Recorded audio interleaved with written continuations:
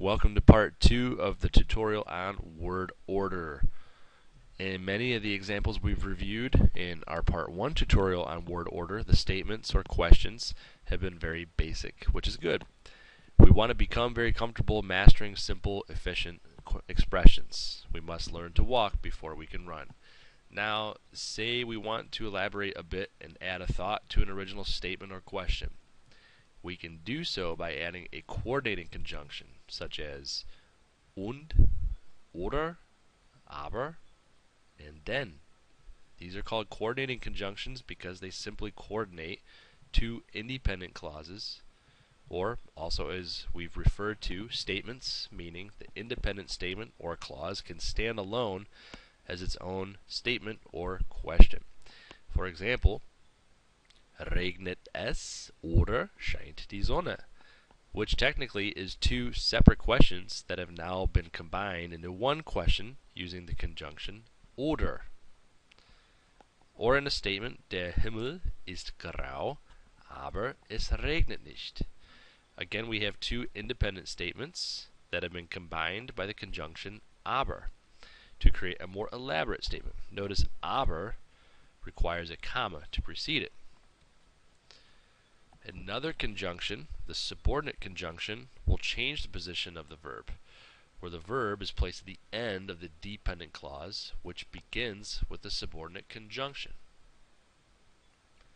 Just think, subordinate meaning lower in position, and here the verb is in the lower position, placed at the end. Let's look at these. Ich gehe ins Restaurant. Ich koche nicht gern. These are two independent clauses. I go to the restaurant. I don't like to cook. Well, let's combine them by inserting the subordinating conjunction weil and see what happens. Ich gehe ins Restaurant, weil ich nicht gern koche. So we've combined these two sentences to create an independent clause, ich gehe ins Restaurant, and dependent clause, weil ich nicht gern koche. I go to the restaurant because I don't like to cook.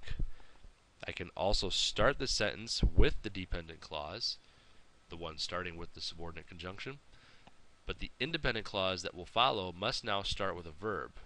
So the same sentence above will be expressed the exact same way in English. Okay? Just has a different word order now in German. Weil ich nicht gern koche, gehe ich ins Restaurant. If you structure the sentence like this, you must adhere to the proper word order of the verbs.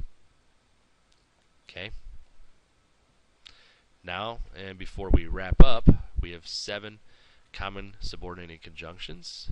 Bevor, bis, damit, obwohl, sobald, weil, and wenn. All have the exact same function as our examples above.